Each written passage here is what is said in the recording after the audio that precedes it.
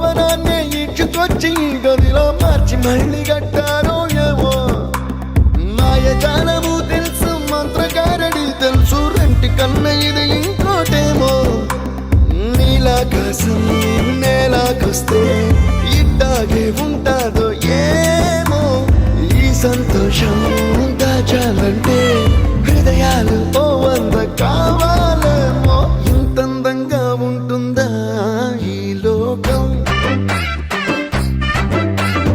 ఇన్నాళ్ళు ఈ మనసుకి తెలియాలే